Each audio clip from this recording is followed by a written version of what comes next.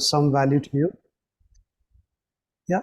So a couple of disclaimers. I won't call them do's and don'ts, which I think might be useful for all of you to remember. First of all, I think Bala and I both are going to play the role of critical friends. So when we give you some feedback or some opinions, please don't feel upset or believe that we are judging you. We are judging the document on which we've seen the content. Number one. Number two, during the review, okay, maybe I'll put it differently. In many schools, the interviews are solely managed on a CV. There are people who will not have seen anything else. And we are both in the same scenario, which means what we saw on the document is the only thing that we can comment upon. The third thing, more important, would be for you to all remember that the CV is just one component of your application. Same way, we both are blind towards everything else, whether it is your essays, your recommendations and all. Therefore, some of our observations may not hit the mark. And you may have, your own views about agreeing or disagreeing, and, we respect that as well. So that's, I think, the first thing I would, talk about. Now, coming to the, let's call them guiding principles, if I can say, there are three guiding principles that I would want you to take away from, in this session.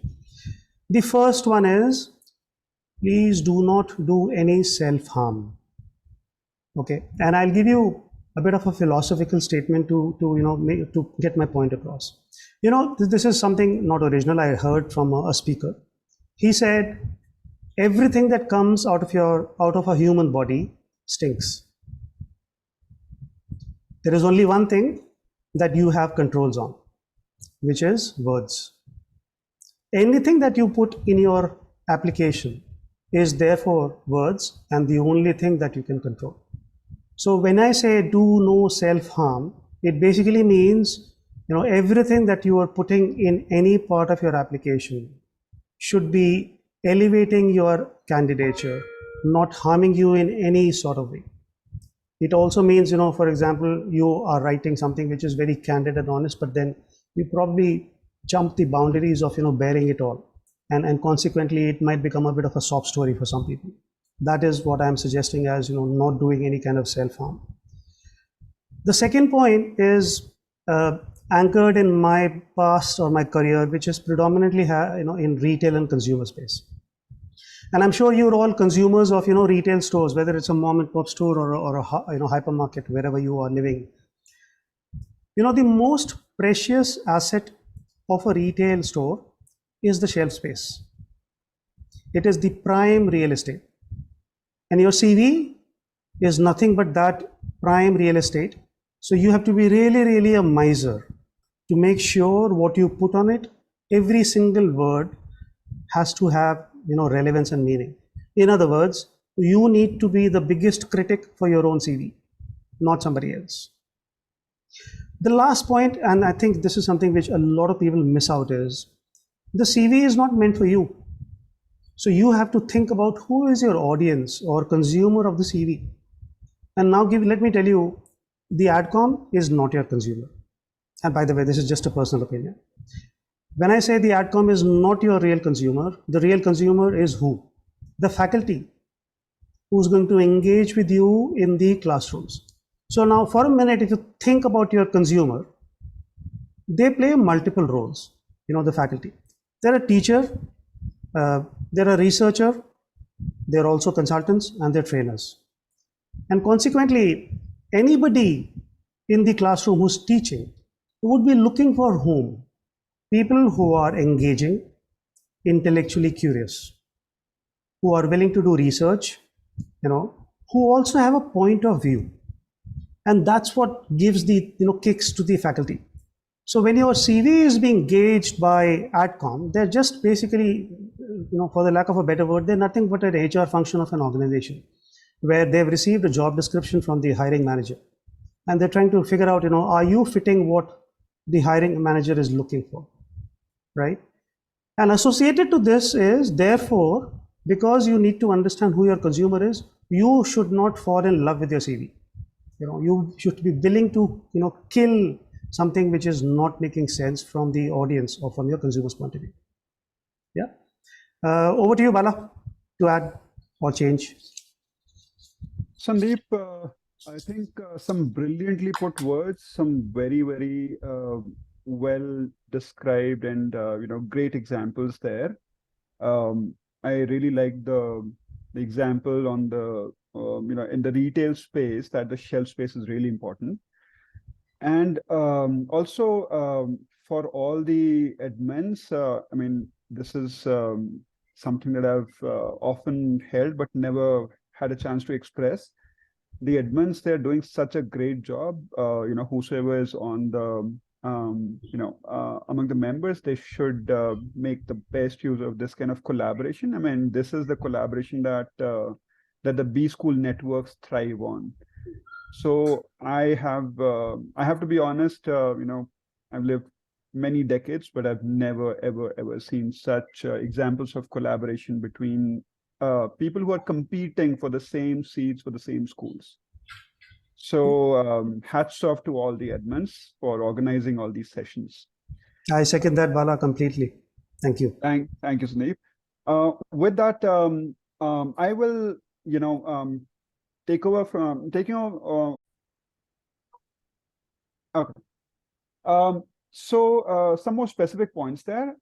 Number one, and this is something that I've seen, I would say, in a huge majority. I mean, I would very confidently say 90% plus of the resumes. The resume is not a job description. It is not a list of your responsibilities. Think about it again. The way people think about it is the more responsibilities they talk about, the more they show that the world is resting on their shoulders, the more important they become. It does not work that way. Your job responsibilities, your job description should come across through the accomplishments that you list as bullet points. Those accomplishments are the things that you highlight about your job description, and they should really talk about what really is your role, what really is your job description. And of course, I mean, I'll come to the accomplishments later again. But here the point is, resume is not a job description. It is not a list of your responsibilities. And there's a reason I have repeated this probably 4 or 5 times. Please, please, please do yourself this favor. The schools want to look at your accomplishments. Accomplishments in a quantifiable way, accomplishments in a way that they can gauge. When you say, I did most of that, or I did, XYZ of that, that is not enough. If you can quantify it, if you can demonstrate it, that's the best way the schools would like it. Number 2, when you're talking about your companies, set a context. Describe your company, your organization, your club in your extracurriculars well enough to set the context for your specific achievements, for your personal achievements. And what I mean by this is someone who's in a family business, versus someone who's, let's say, in a large organization like an IBM, like a McKinsey, like a GE, they are in different positions. So whatever achievements you do there, someone who's in a McKinsey, they might be doing deals worth, a few $100 million. Someone who's in a family business, for them, even $100,000 is really big amount. That does not make the person who's in the family business any smaller, or the person who's in McKinsey so much bigger, as long as you set the right context.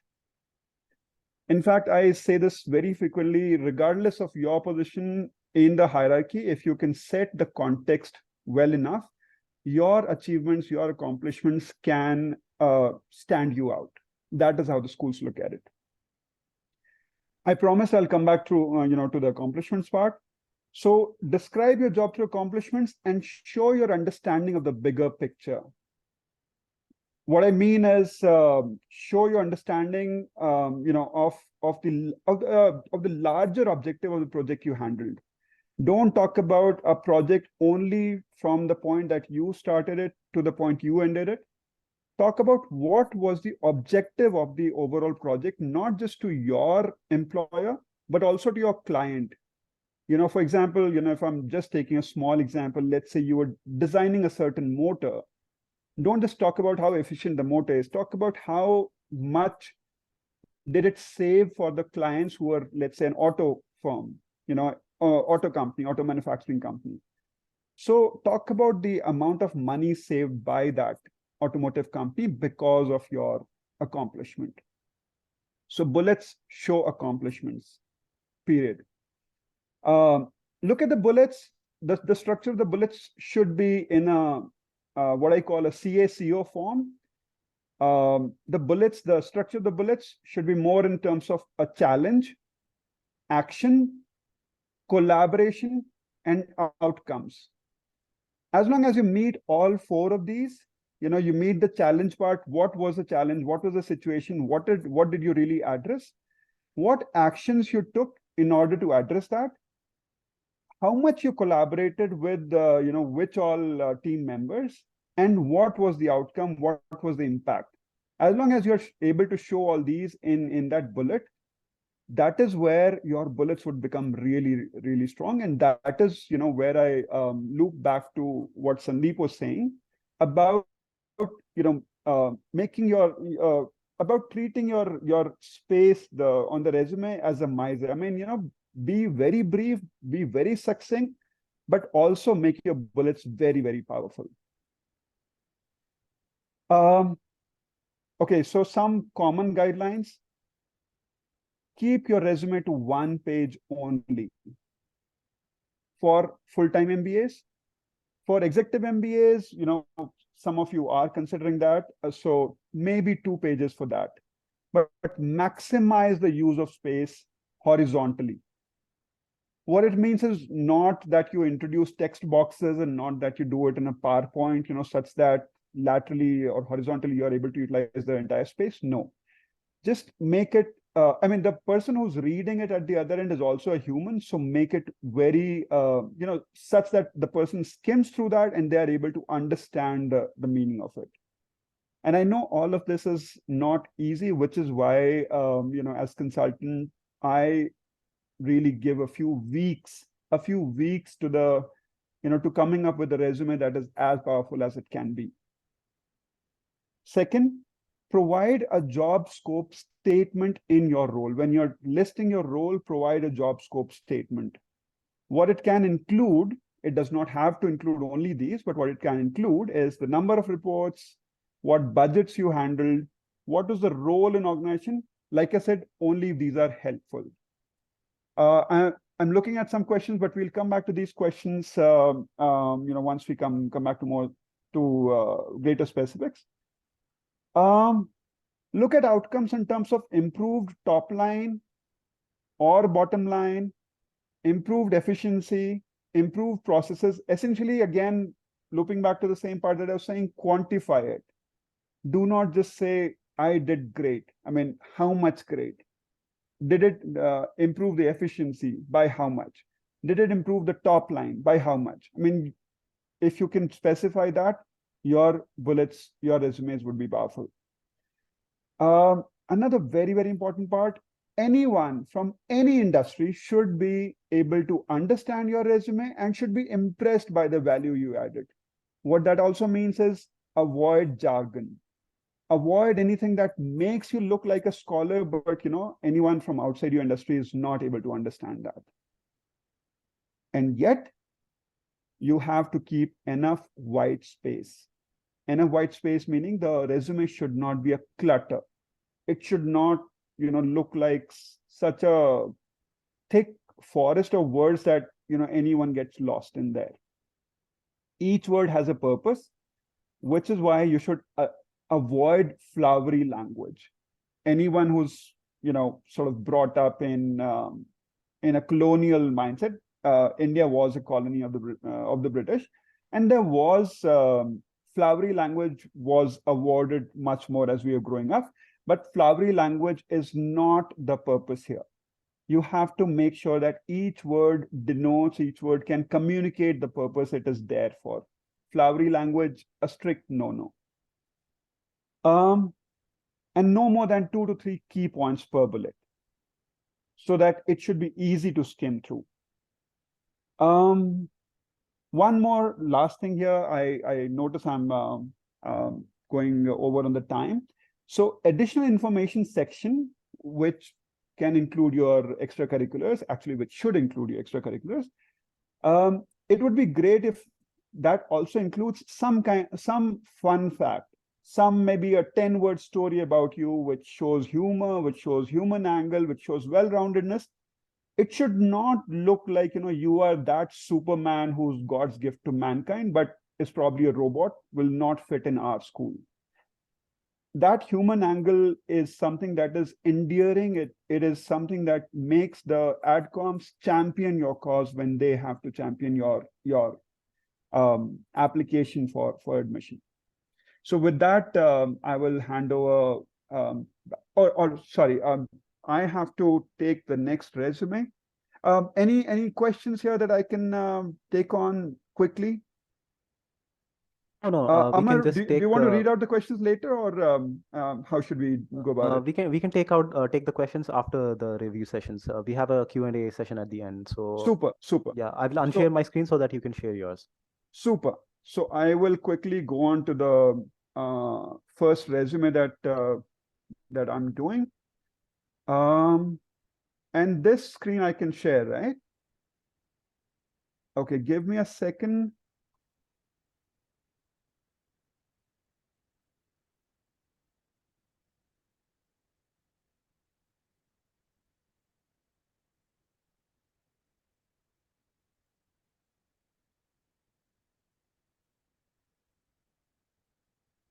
I hope my screen is visible. Is it big enough?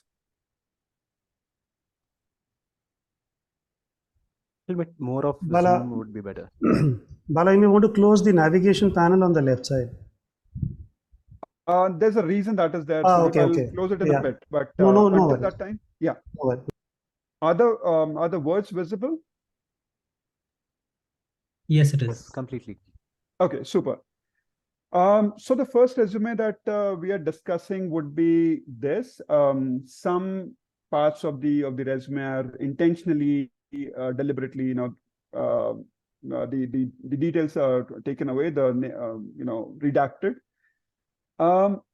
So what I found here is the names, the first name and the last name were in font 26.5. Please avoid that. You do not have enough space to do this. Plus, it should not look like you are such a megalomaniac, which really means that you want to look at yourself. I mean, you like looking at yourself. Please reduce the font to no more than 14, roughly half of that. And on the side, there's this navigation panel. So the reason I brought this here is all the headings here, they are actually as these headings, so that, I don't know what you call them, but it should be in a simple format. These headings should not be there. Just remove the format across the resume, make it just very simple Word format, which should even fit a regular RTF kind of a format. So remove headings, remove tables, remove everything and anything which is any special formatting. A resume is not the place to show your special technical skills. That is not what an MBA is looking for. MBA school is looking for. Maybe, when you're applying for a much lower clerical job, they might be looking for your technical skills with Word, not here. So now I believe it should be visible better now that the navigation screen is off. Can someone confirm, please? Yeah, Yes, yeah. definitely. Okay, super. So then again, we said many times resume is premium real estate. Name here, then the city, country here, mobile number here, your email here. This takes up like roughly 5 lines. Put it max in 2 lines. Every single line counts.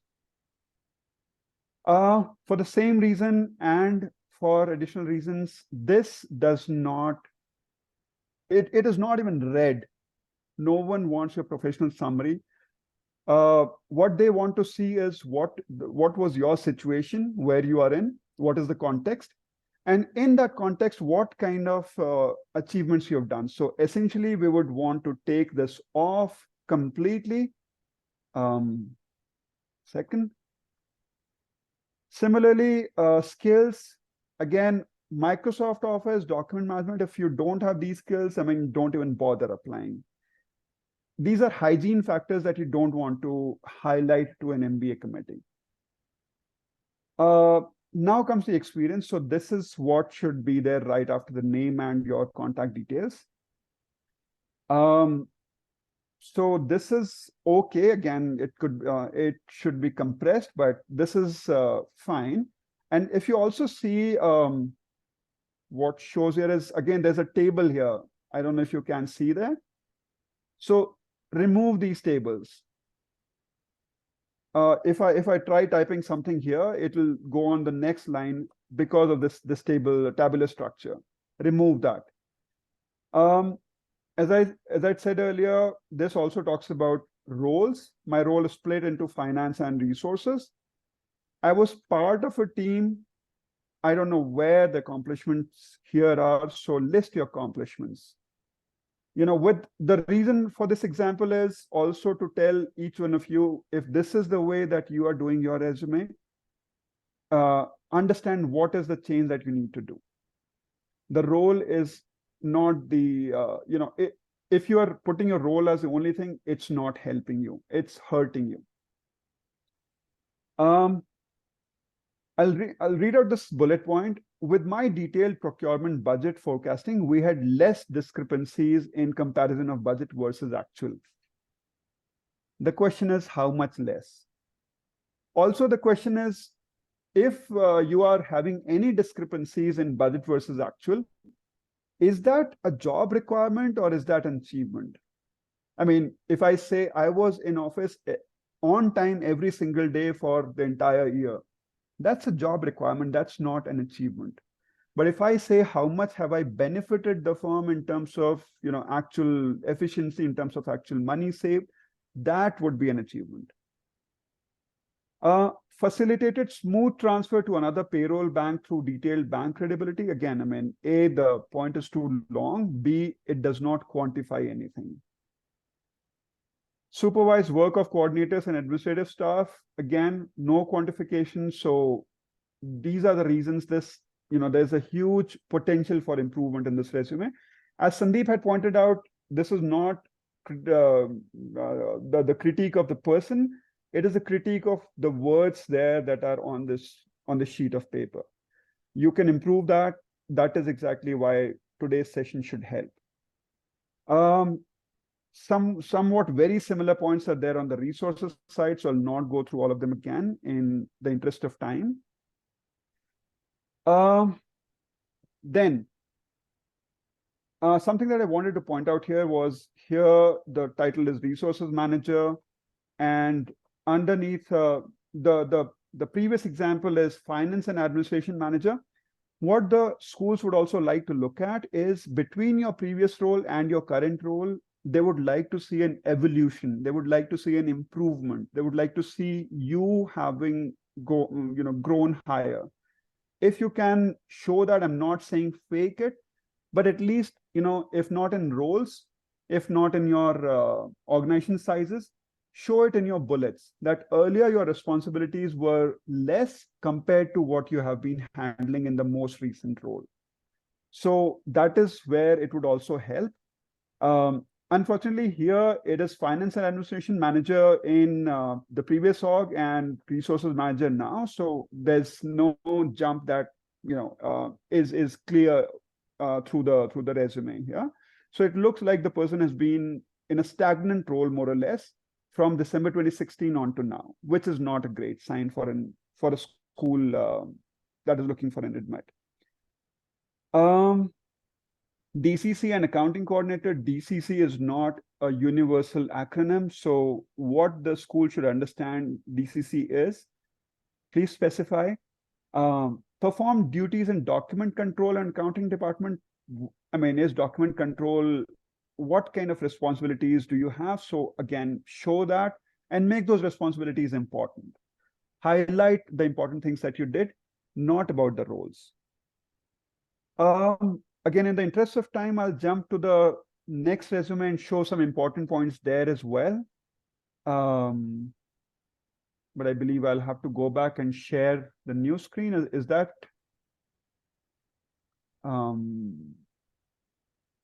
Sorry, I'm a little tech challenge there. Okay, and now let's do it again.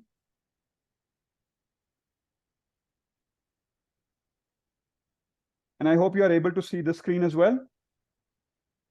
I will make it larger. I'll remove the navigation panel, but I wanted you to understand how much of a problem, how much of a common problem this has been. So do not keep keep these in any format, not in the heading format, not in the subheading format. Do not keep anywhere, any format. There was a picture here. Please, no personal details. Try to look at it this way. The schools want you not because you look beautiful, not because you're, born young, not because you're, like a whatever great person. They want you for the kind of achievements that you have shown at your professional workspace and in your ECs, how much of a leader you are. So please remove your pictures, your date of birth, your gender. So all these things should go away. Again, the summary, the presentation is not required. In fact, it's taking valuable space. So please remove that. Make your resume one page, and once you have that as your objective, you'll realize that you just cannot fit a summary, a presentation, an objective, I mean, call it what you will, but you just cannot fit it on the resume. In terms of work experiences, employee in the supply chain office. This does not set a context.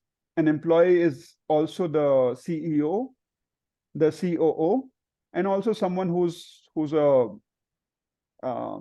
maybe like a clerk there, maybe a warehouse person. So employee in the supply chain office does not mean anything.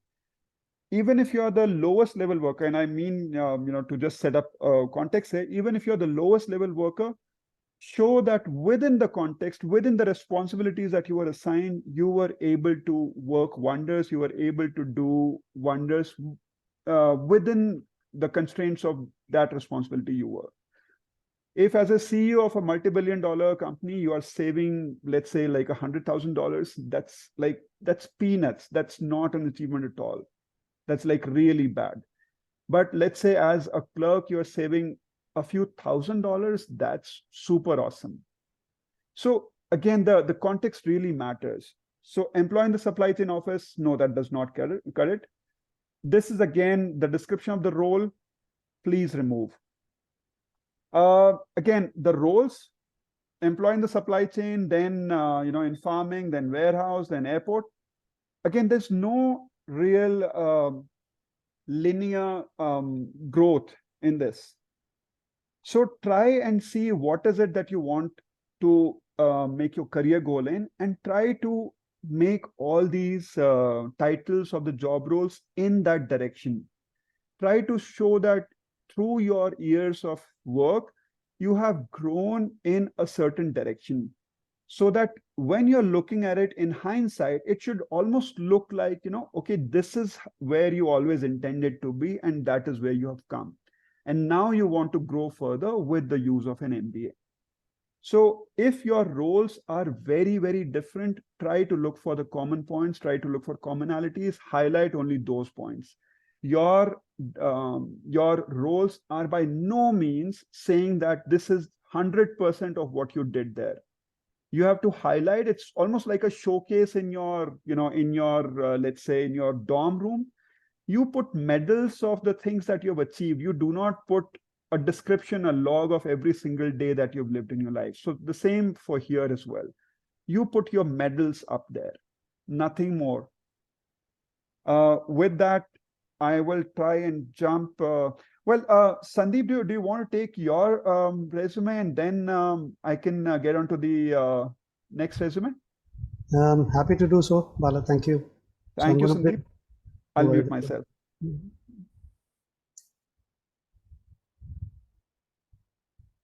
So do let me know once you can see my screen.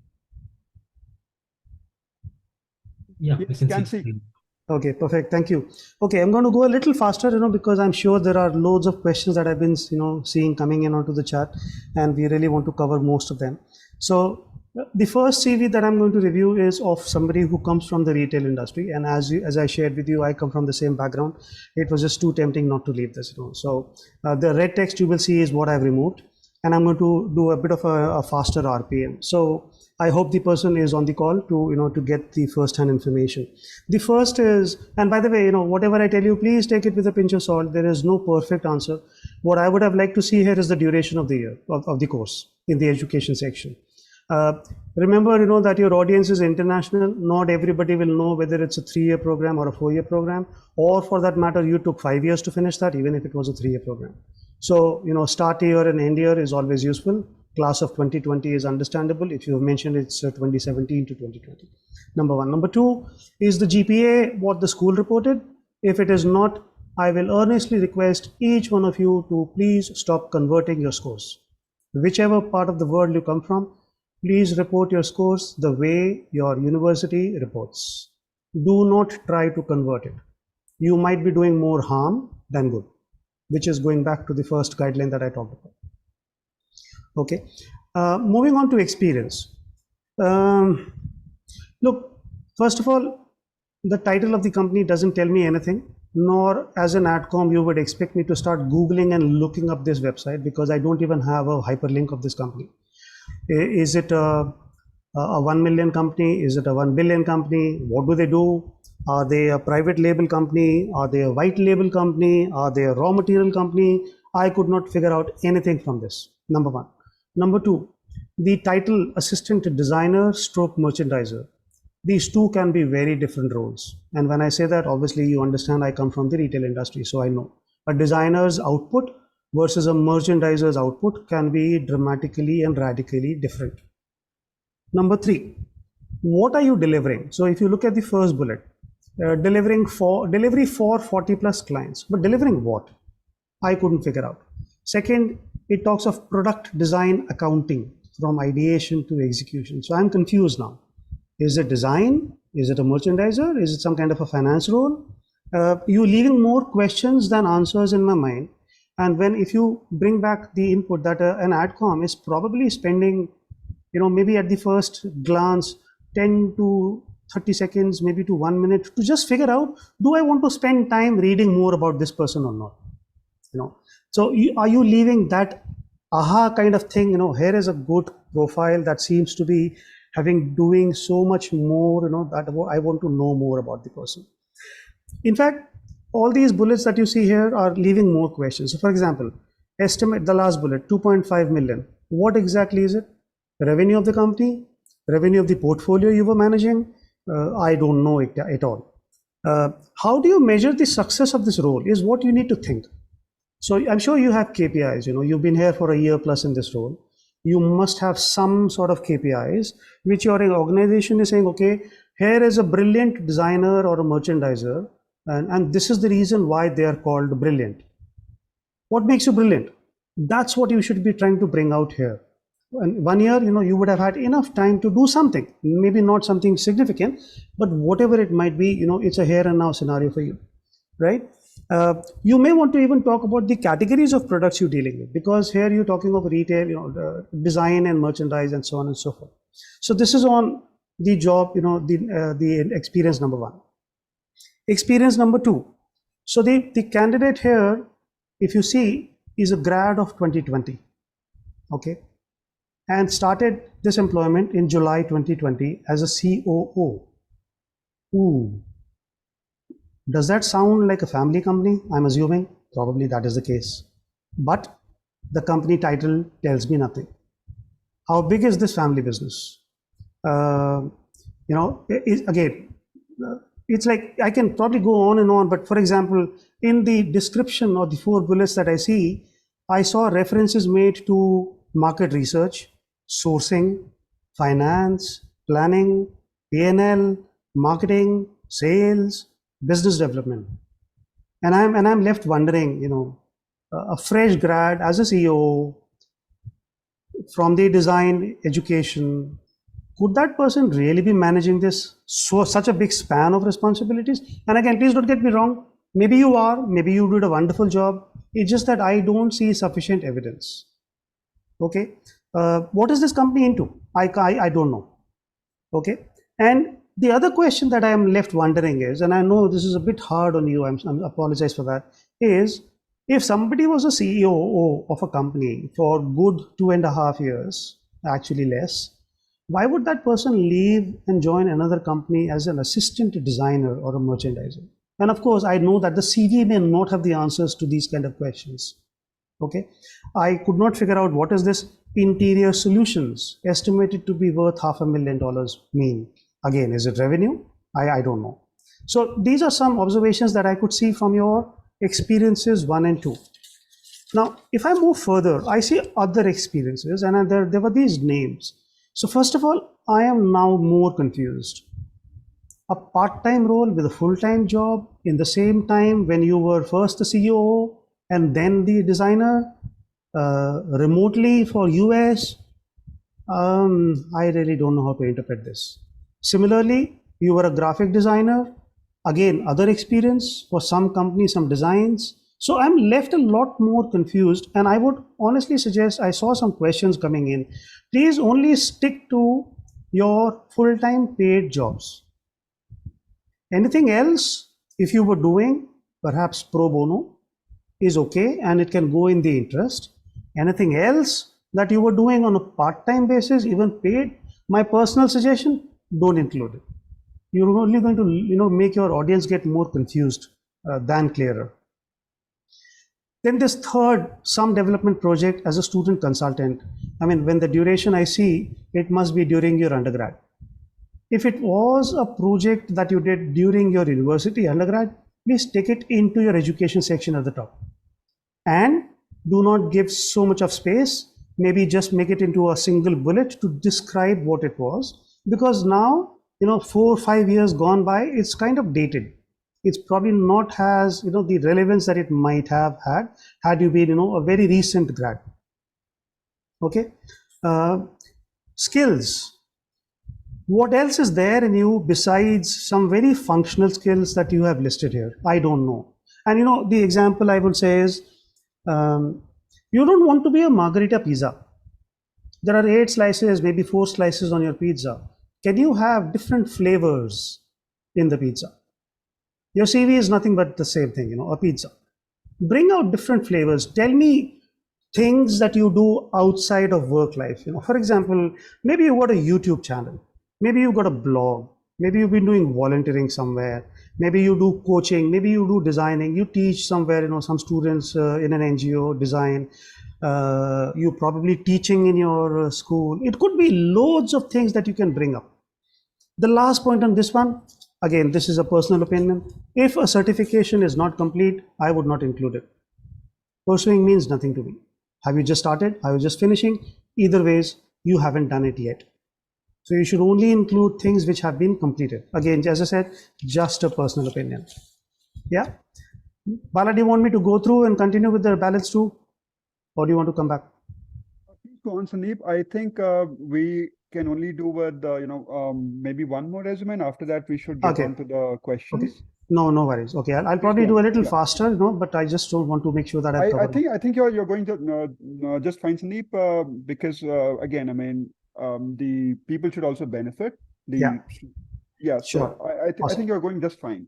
Okay, awesome. Thank you. Okay, here is, and I just wanted to bring in some diversity of, of the profiles that we looked at. That is why we have here somebody who's a finance professional from Nigeria. My friend, if you're on the call, first thing I will request you is please find out what the schools look at you, because I've heard different views for chartered accountants, whether their articleship is counted as work experience or not. It varies by school. So do not assume anything that your articleship is going to get counted as work experience. Some schools will not count it that. Okay, and you may want to be very clear on that, because your your calculations will go wrong. Number one. Number two, on education, it will always help if you are a scholarship recipient. Brilliant. Just add a bit more content. What exactly did you do to get this? Was there an entrance exam? Were you a rank holder, or was it something else? There must have been some criteria based on which you got this scholarship. It just helps to sell yourself a bit more. Okay. Similarly, again, I don't know, I'm a little familiar with the Indian Chartered Accountancy program, but I don't believe they have scores. Whether there is something like that in Nigeria, you may want to check. Similarly, for the CFA Institute, for this certificate that you've done, was there some kind of a score or percentage or something that you may want to bring in? But of course, for your UG at the ABC University in the BSc, you should bring out your scores. First class honors could vary across countries. You better be showcasing the numbers. What does it mean? Member ABC University choir. Again, by the way, the duration of the program should be helpful. And if you were on the choir for 3 years along with the program, mention it. You were ABC University choir over 3 years, something like that. Okay. Moving on to the experience number one. I do not know whether experienced analyst is actually a title used in the Big Four. But if it is, great. If it is not, then you might actually showcase your real title. Now, most of your bullets are actually responsibilities. You worked with a global music client to prepare unaudited financial statements. I suspect that's what an experienced analyst of a Big Four is doing. So it's a job description. Yeah. Again, going back to what I mentioned for the previous profile, how is your success measured? You've been there for a year plus. You have had appraisals. It is not just attendance. It is not just participating on a consulting project or an audit project. There must be some things that get measured for your role, and you should use that to showcase your achievements. Likewise, in the last bullet, how does a product costing template result in an increase in revenue? I'm not sure, right? So you may want to revisit this point to articulate something better. If it is the costing template, then probably it is not a case of direct impacting revenue, but more about removing errors, which became helpful to avoid any kind of financial leakages and something like that. That would have been probably in my mind a bit more convincing than what you have today. Okay. Experience number two. Some of them are just job responsibilities. Some speak of what you achieved, but they fail to explain how you do that. Some explain what you did, but falls short on showcasing tangible or measurable results. And then what is this group? What are they into? Is it a listed company, a private company? What is their revenue size? What is their geographic presence? It's something like that would be very helpful, because you've spent a reasonable period of time in this organization. Moving on, experience number three. If there are no achievements, because the 3 bullets are not achievements, I would have just made one single statement describing the job description. Also, because the tenure was so small, that probably you don't want to spend too much of your shelf space onto this. Yeah. Moving on to extracurriculars. Oh, by the way, before that, there is an observation. You graduated in 2016, but you started in August 18. And then again, you left in April 19 and you started in November 19. Again, I do not know what kept you busy. Was it the CA where you were not allowed to work? Was this 18 to 19 a full-time paid job? Things like those. But what you're leaving is more questions than answers in my mind. There are 2 gaps, and unless of course you are covering them up in your essays or in your optional statements, please be aware that if somebody else is looking at your CV alone, they will have very similar questions. Onto the ECAs, what are these? I could not understand. A mentor of Steamers program. Okay, great, you're a mentor, but what exactly is this program about? I don't know. And what does 2022 mean? 1 day in that year, 1 week, 1 month, the entire year? I don't know. So a duration again from and to will help. Likewise, just a bit of pedantic formatting thing. Previously in the experiences, you were using month and year. In the extracurriculars, you're using only the years. So was it December 18 or was it January 18? And it can matter. So what did you do in each of these? How are they relevant or useful to the MBA? Somewhere you may want to be showcasing skills that you've built, right? So Google Maps level 5 local guide, maybe it's a very good skill, because it's a bit of a unique thing. But what were you doing? What exactly is this all about? So, and then the last point, again, completely missing section. How do I get to see the balance other slices of your pizza? There is nothing about you. Are you a team player? Have you been into sports? Have you been into something else? I can't see anything. So you leave me, wondering, is this like a one trick guy or a person, or is this somebody who's got flavors in this profile? Because that's what they're looking for in the class, to add. They want people who can be adding diversity, engage with different kind of background of people. Very quickly, moving on to the third person from the oil and gas industry, coming from one of the IITs in India. You don't need schooling till 12th and 10th in the CVs for the MBA schools. You simply start from your undergrad. Okay. If there are any awards or rewards, please bring it in there. Okay. Now on certifications, you heard my view about if it is completed only then it makes sense. The second bit I will add is they make sense only if they are graded certificates. These MOOC certificates, I'm not sure, are they going to add any, power or, ammo to your CV? Right now, again, you've made a laundry list of these certificates. You've just put 19 to 23. I don't even know which one of them is being used. How has it helped? So you might just want to kill all this and regain your shelf space. By the way, the font size of this document is too small. At 110% of magnifying, it's not doing me favors or my eyes any favors. Now, you've been in this job for, good almost 5 years, which is a very good sign of stability. But what I don't know is, have you had any career progression? So maybe since you graduated from the IITs, you might have probably joined as a trainee engineer.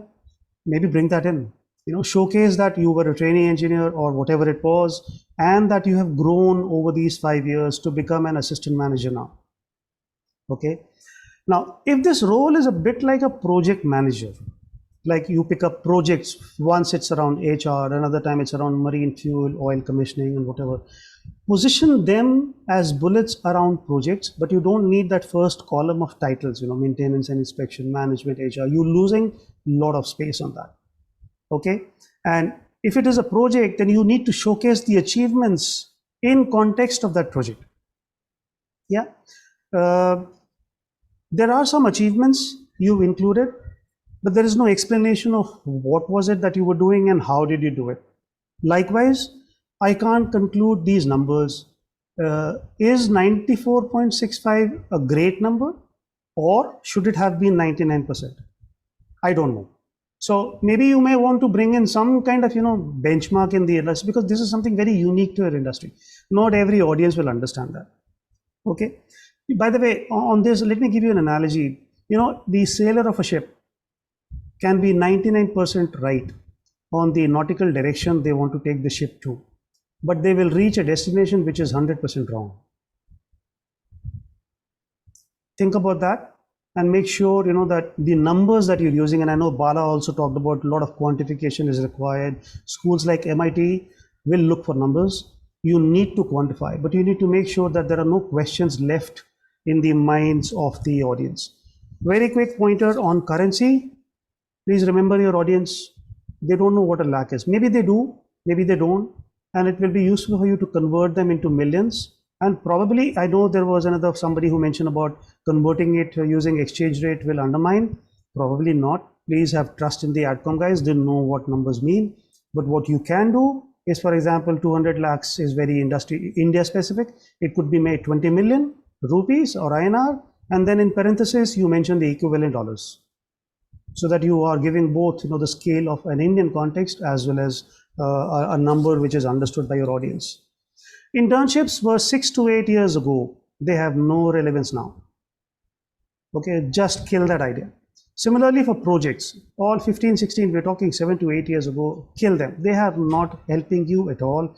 Regain that space, use it for somebody else. Last bit on ECAs, when you say part of, it doesn't help your candidature. What did you do? Even a 12th man or a person in a cricket team or a hockey team or a reserve player is a part of the team, but they don't get to play. So you need to showcase what did you do. And similarly, things from 2014, 16, just too dated. Find out what else have you been doing, and I'm sure you've done plenty.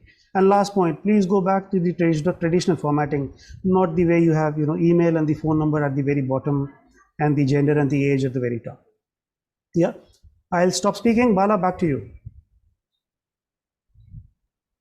I think we should hand it over to Amar now, Amrendra, and maybe we could go on to the questions. I see a lot of questions there.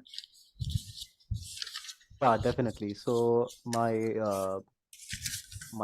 fellow co-moderator Akshay will be taking over for the Q&A session. So I will stay on mute. Akshay. Yeah, thank you, Amarendra. So we have a bunch of questions from a lot of people. So we will be going in the order that we got it in and the questions that we think would benefit everyone. So the first question is by Sabina. It's about the work experience. So is the company description necessary if it's a large corporation or an MNC? And about the responsibilities for the roles, do we have to show the increase in responsibilities or just the quantified achievements? You want to take that, Bala? Sure. Sorry, I muted myself. Yes, sure. So Sabina, if the company is internationally known, the thing is, even then there are many companies which are internationally known, but may or may not be industry leaders within their own domain. So, for example, there could be a school which, a chain of schools which could be doing very good as a school, and which is why they should be really big. But in terms of, and they would be internationally known, but in terms of the revenues, they might be really small. So the difference, they may not come in the Fortune 500 also. So it is important for you to list the industry, the domain, the revenue sizes, etc., so that how have they excelled is something that comes out very, very clearly. In terms of should you still describe the operations and give context, what vertical of that industry or that company are you in will also help. Most of these companies which are internationally known, they might be a large group and there might be different verticals. If you want to link your career goals to what kind of a vertical you are in, what kind of a role you're performing, it would help to link it from there. So yes, describing its operations, giving some context would definitely be a lot more helpful. And Akshay, there was another question you talked about in terms of growth. I don't see that question. Yeah, so it was about, do we have to show the increase in responsibilities directly, or just if it's, multiple responsibilities within the company, you just show the quantifiable metrics as your achievements? So it would, so generally speaking, it would be a great idea to show growth over time. I'm not saying show growth in, every 3 months there is growth, but growth over a period of a year, 2 years, 3 years, that growth is definitely something more helpful. However, if within a certain time you were doing a certain, different kinds of projects, which included different kinds of responsibilities, then that is not equivalent to the kind of growth that I'm really talking about. I hope that helps. Correct. Sandeep, you want to add anything to that? Yeah, I'll just say, that there are different ways you can describe growth. One is very obvious, job titles, right? So if you have had change of job titles, and they are like, the example I gave you about one of the IIT colleagues, starting from a trainee, then you get into something, then you become something else. Now, what you could do is, let's say what happens is a lot of organizations have similar titles, but they're grading or banding or, something changes. You can use that also as a way to showcase that you have actually been growing in the organization, because that's what the AdCom is looking for. People who are, showcasing a growth trajectory, right? And you may not have to break it up apart into saying, okay, title recent bullets, title next bullets, title next bullets, because you can cluster them together as titles and cluster the achievements together. That's another way to showcase, growth or achievements. Last point could be the size of the numbers that you talk about. And it's a bit of a descending order that you can use, with your first bullet talking about the biggest number of an achievement and then going down with smaller values.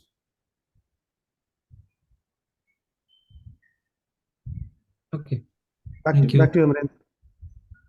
Yeah, so the next question is by Sagar, and this is about people who are doing more than one job at a time. I think someone had touched upon this briefly in one of the resumes, but just, in case there is someone who is working full time and they also have a part-time job, maybe they're consulting for a startup, multiple hats.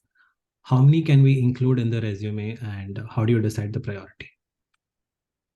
So maybe I'll take that, and I think I had alluded to this question because I saw it coming in, and I will link it back to the first guiding principle I talked about: do no self-harm. Please do not let your AdCom start interpreting things or trying to link up things that you're doing. If you are in a full-time paid job, that should be the backbone of your CV. Everything else that you're doing can be included, but in a way which does not confuse your audience. So if you are doing a consulting work, first of all, please also be mindful that if you try to showcase 2 full-time paid jobs, then the question can also come up, are you in conflict of the terms and conditions of one employment, right? And you don't want to get into that kind of discussions at all with the AdCom also. So do not get greedy, do not fall in love with your CV. As I said, stick to something that will show you in the best light. I would also say schools particularly and specifically ask you to list the full-time job that you are in. Anything else, if you really want to talk about it, if it was a weekend passion, talk about it in the interests in the additional section, not in your job section. Great. Thank you for that. Moving on, the next question is by Tapan. So this is about the resume, the bullet points itself. So the length of the bullet points. So the general notion is that the points have to be in a star format. So what would be the optimal length or the number of words that we should have when we write any point in the resume?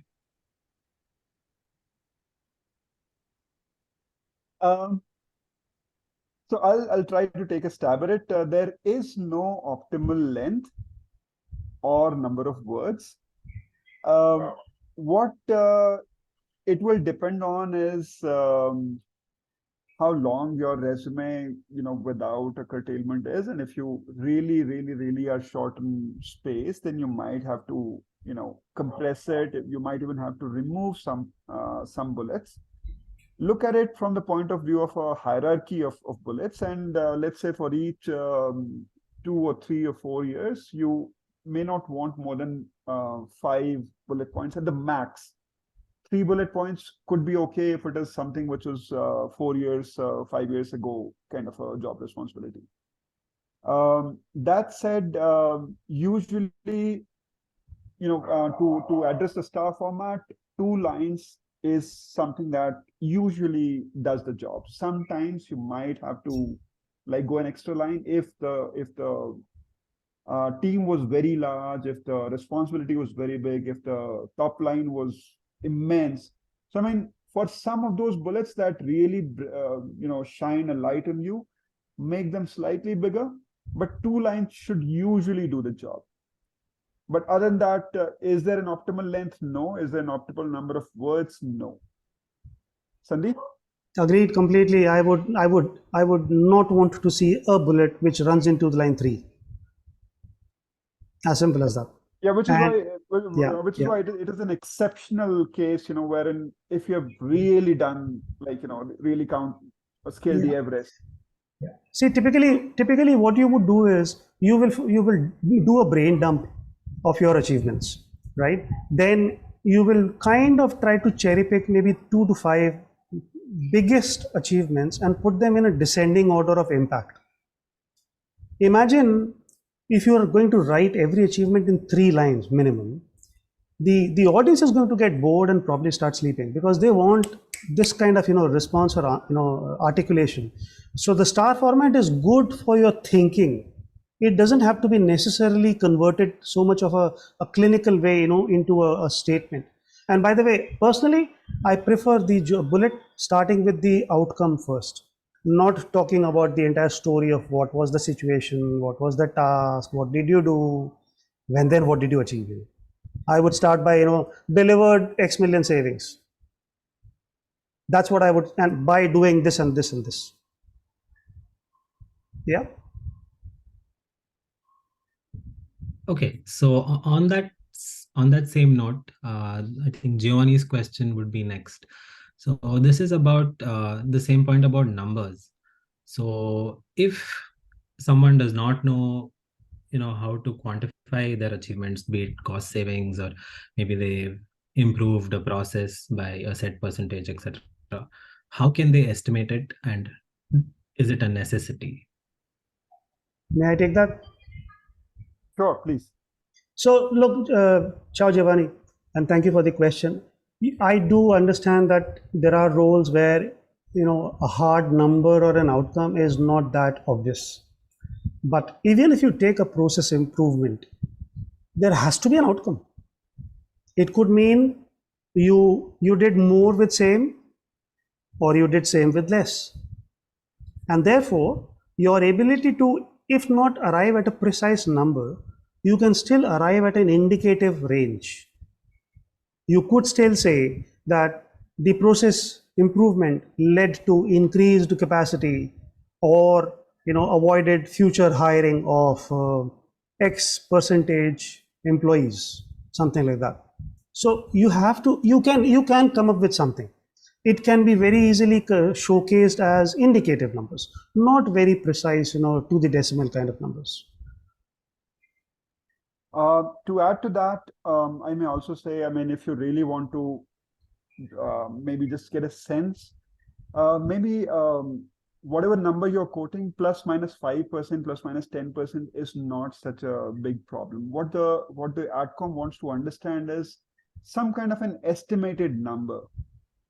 And this reminds me of a particular time when I had a particularly difficult client who said, "Oh no, I do not even know that estimated number." I asked her, "What is the height of your best friend?" And she said, 5'6". So I asked her, "Have you actually measured her?" No. So maybe that gives you the answer. Even if you, there are the idea is, if you've been doing that job for a while, you have to have some kind of an estimated number, and those estimates are fine as long as the intent is not malicious. You're not making that number, you're not exaggerating that number with malicious intent. As long as you're giving good numbers, good estimates, the AdCom should be fine with that. Got it. Thank you. So moving on, the next question is by Kavish. So this is about people who have different designations in the same company. Like, let's say you got promoted once or maybe twice. And would you recommend having separate sections for each role, and then you highlight the achievements, or can it all be just clubbed into one under the company name? I would say that if the titles belong to the same function, for example, assistant manager finance, manager finance, senior manager finance, then you can easily cluster them together and then write the achievements together. However, if it's been a bit of a, let's say, a job rotation of sorts, that you were doing in something in some function, then your nature of your role also changed. Then you will be better placed to separate them out. Hala? Well said, and you had also addressed this in your resume discussion. So I think that point is very well addressed. Okay, thank you. So this is another question by Sabina. So what if someone does not have client-facing experience? What if they're working with internal teams, or is it just internal operations? Would that be a weak point because it's not mentioned in the resume, or would that affect the candidacy in some sort? Go for it, Bala. Sabina, I think you just offended about 99% of the Indian computer science IT people. Most of that work is back office, and they would all kill you. But no, so is it a weak point? No, absolutely not. Please go back to the point. Paint the right context, and within that context, what were your achievements? I mean, it does not really matter, and I mean it. It does not really matter if you were a security guard at the company. Just trust, that within the responsibilities, what was the achievement that you differentiated yourself with? As long as you're doing that, client facing, non-client facing, I mean, it does not really matter where you are. Within that situation, what was the kind of achievement that highlights your accomplishment? If I can add a few points, Sabina, I think it's also dependent on the kind of role you do. So for example, if you're a consultant, by default, a consultant has to have a client-facing role. And then you are showing yourself as a consultant hypothetically, and you are also saying that you are a backstage crew which has no client-facing. It will actually have less impact compared to a consultant who is client-facing. Likewise, a supply chain role, for example, or a finance role, fundamentally, they don't have an external client-facing role at all, right? But I would actually see that as a strength. The opportunity to showcase the achievements that you could have delivered in a back office kind of or a non-client-facing role is far more, is what I see. Yeah, client-facing role will generally have what? I did this much of revenue, I created this many leads, sales or BD kind of a role. It's challenging to add variety in that kind of client-facing role. So you might actually be at a strength rather than a weakness. And maybe to add one more point to that, Sandeep, from what you said, a corollary to that is also you should look at the kind of role you've delivered and do your accomplishments accordingly. For example, let's say you were a consultant. Let's say, I mean, just hypothetically, let's say you are a consultant and you're not in a client-facing role. In that case, talk about your research, talk about your such capabilities which do not seem to put you in a direct client-facing kind of a consulting experience. So look at your responsibilities in the context, look at your accomplishments in the context of the title that you're putting in, and highlight those responsibilities, showcase those responsibilities. I hope that makes it a little bit clearer. Thank you. That was a pretty great insight. Okay, so this is an interesting one. So it's a two-part question. It's by Sony, and she said, how do you suggest we communicate a very technical industry? So let's say someone's working in aerospace or something of like aerosol science. So that's her case. How would someone go about communicating that in an easy to understand way? And secondly, what if you want to communicate activities that you can't really dive deep into because it's classified? Something to do with the military, on those lines. How would you go about projecting that? Sonny, I would say both are very good questions, and let's give it to the AdCom that they also understand this. So if you come from a very, very non-traditional, very unique industry, the couple of things that I would have wanted to do was, one, I would have added the link of my company's website in the title where I write the number. Second, I would definitely try to explain the company in a bit more non-technical way. So, for example, if I heard you right, aerosol. Um, Ultimately, it must be getting used in some kind of consumer products, presumably, or even if industrial. You may want to describe the company. They are an OEM manufacturer with clientele in the perfumery. Whatever it might be, something which can make the audience understand, and the link will help the adcom to go to the website and get it directly. On the classified content, you will have to make sure that you're giving enough crumbs on the table to the adcom to understand why you are reluctant to talk about it. So for example, a lawyer would have said, I can't disclose client details because of the nature of the business I'm in. So they will not talk about client specific. For example, in the consulting world where I come from, it's prohibited to quote the name of the company in the job in the CV. So I will never mention company XYZ. I will always call it one of the largest FMCG companies in Europe, for example. Right. So there are some ways you could bring it out without breaching the protocols.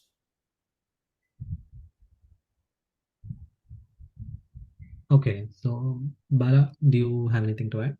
I think that's very well done. What I'll also suggest to do is more than the complex understanding of what exactly the company does, it might be more relevant to show what kind of are they, let's say, industry top 10 leaders?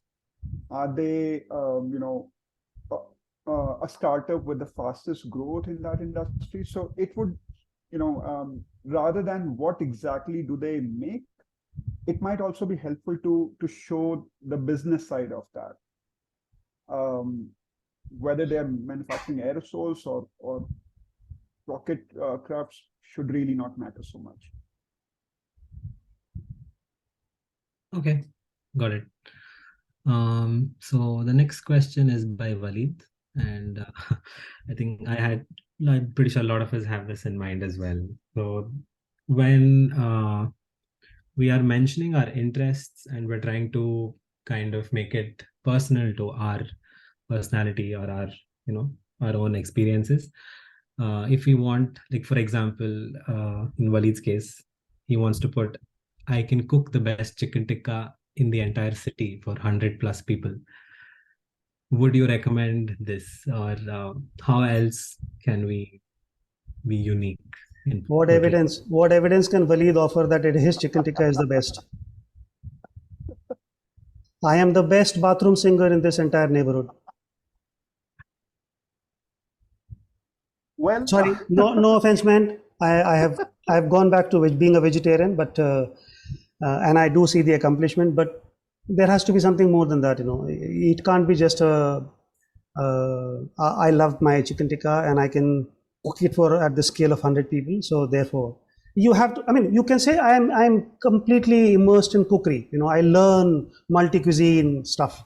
That's what I would call that as more a richer note. Maybe Walid is doing fusion cooking, with chicken tikka mixed with I don't know, whatever, right? But self-proclamation of being the best needs evidence. If he has won awards in some kind of cookery show, has he been on a TV show? Mention that. Then that will make more impact. What I'll also like to see, Walid, in there is, let's say we are talking about the example of chicken tikka. In that case, the COVID era is just very, very recent and very fresh in everyone's mind. So as an adcom, do I see evidence of you having done something for the COVID affected, because of your cooking skills? Did you, for example, help people with food during that time?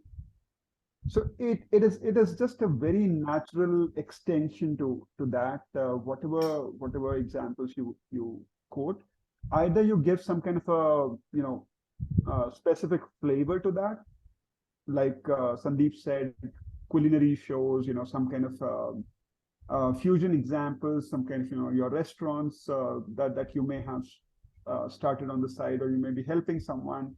You may have a YouTube channel, because your chicken tikkas are best, your YouTube channels have probably, 10,000 subscribers.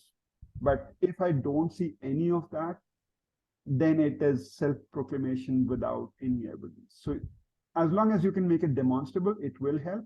The other way to look at it is also, what I meant by human touch is also talking about,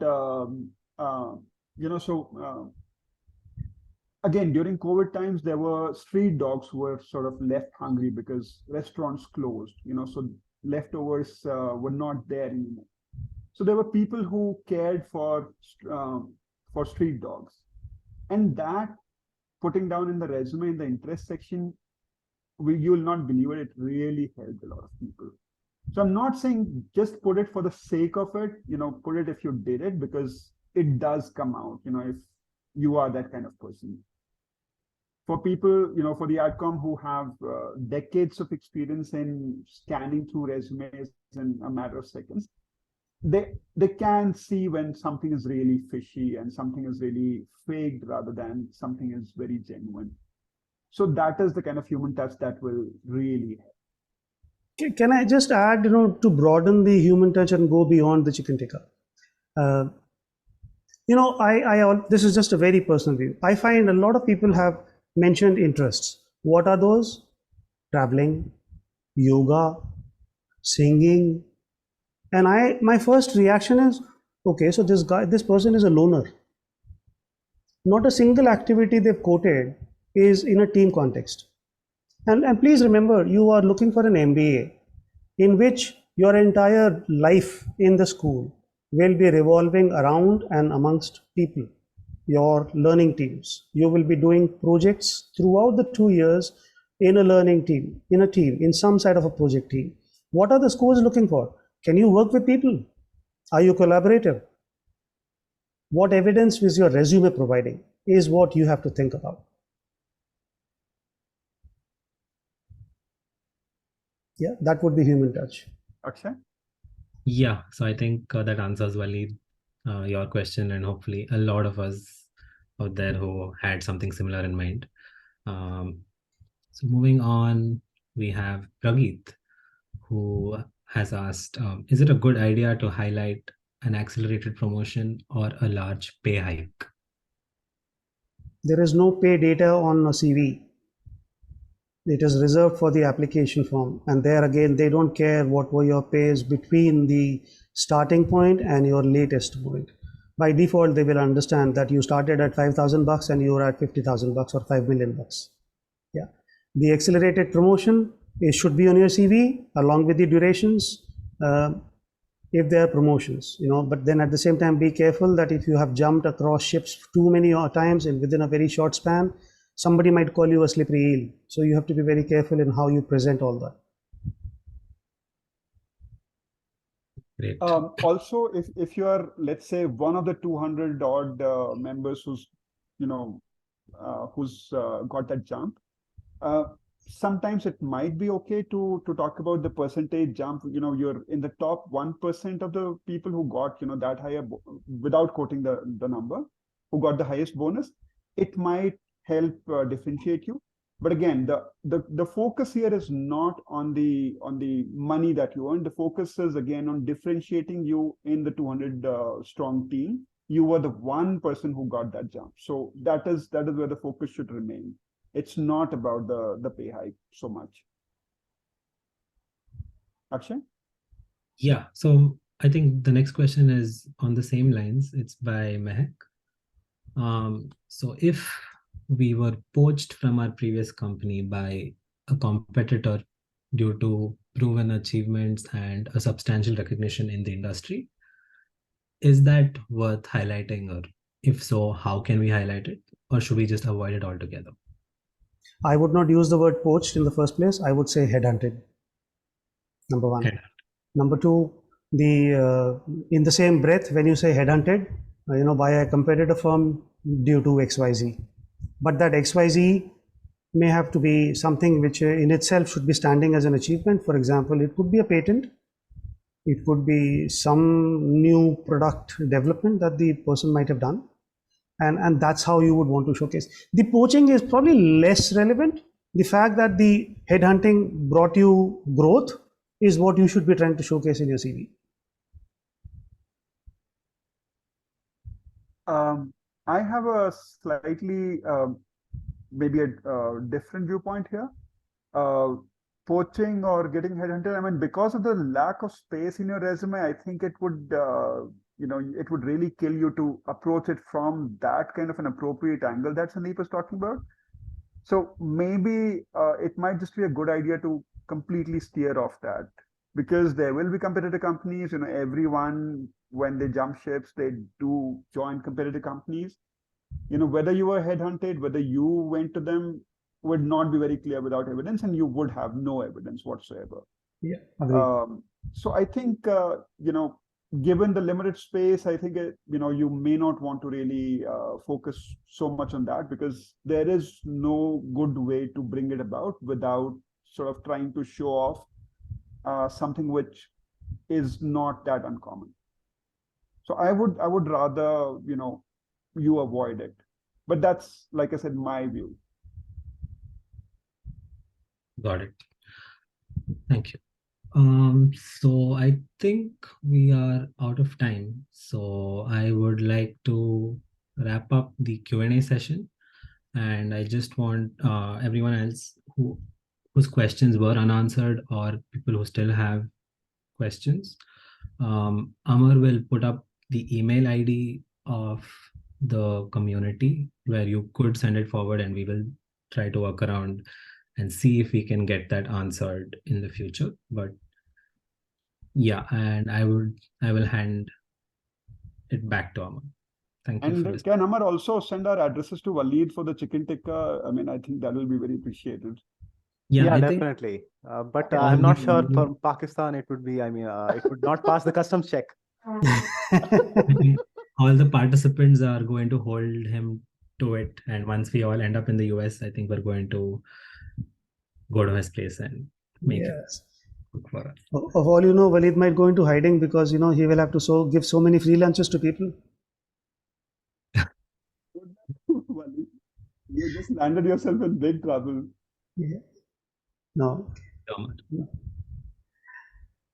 Thank you so much, people, for patiently listening out, and your great questions, very, very insightful questions. It feels great to speak to such an audience which is very highly invested, and it feels just so great to see all the collaboration that you guys are sharing information. Like, everyone is pushing everyone as well, and it's just so great to see this collaboration.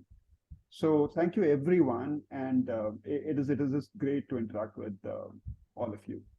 Yeah. Likewise, thank you, folks. Not just the audience, but also Amarendra, Akshay, and Ashita. And as I always say, knowledge expands when shared.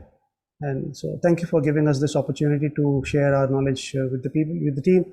We just hope it is of some value to all of you. And best wishes for your applications. Thank you. Thank you so much, Bala and Sandeep. And thank you everyone for joining as well. And just as a closing remark, we want to close this critique session on a very happy note. So I would like to congratulate everyone for, being part of this amazing community. And I'm sure we are going to land up, multiple admits with the highest amount of scholarship. And Also, I would like to mention about the rebranding of our community as the MBA tribe. And also, I have one question to the panelists as well. So my question is that, we are all a part of this community, all 900 of us. So at this moment of time, when the deadlines are approaching, when all the other candidates are being selfish, we 900 of us, we the members of this community, we have set aside our selfishness, and we are actually selflessly trying our best, going out of our way to help each other. So would you suggest to keep that as an additional information in our applications or somewhere in the CV, that we are part of this community and we actually did this as part of a big, massive community team? What do you suggest? See, it is something you can include for sure. Will it make a difference to the application? I am not very convinced. But yes, it will be an add-on point rather than a point standing on its own. Yes, the scale is very important. The fact that you did this in such a short duration is very important. The fact that you were doing so much, and by the way, it doesn't mean you were unique. I'm sure there are something similar in some other part of the world. So it's just about how you showcase what you were doing, the why behind it. That will become very important. Okay, Bala, do you have anything to add? For me, the additional challenge there is also, to be able to demonstrate, as Sandeep pointed out, both the scale of it and the engagement. I mean, there is a possibility of getting 900, people off of, let's say, a GMAT club, or let's say a Poets and Quants. And let's say everyone formed a group, but then, let's say there was no activity on that group. So it is really difficult to articulate, really difficult to quantify the kind of deep engagement that this WhatsApp group has been. So, I'm sure if you think about it enough, you may be able to, find ways to demonstrate it. For example, the number of panels that you've done, for example, other things that you've done. But it is going to be a challenge because the outcomes may not have seen such things before. So articulating it in simple enough terms to be able to be understood by the outcomes, and yet be able to articulate the entire, the expanse of the collaboration, it's going to be challenging. If you can do it, great, but that is where the challenge lies. Yeah. Thank you so much, Bala and Sandeep. So it has been a really great journey so far, and I'm sure we are going to crack the applications process if as soon as possible, round 1, round 2. Let's not take it to round 3.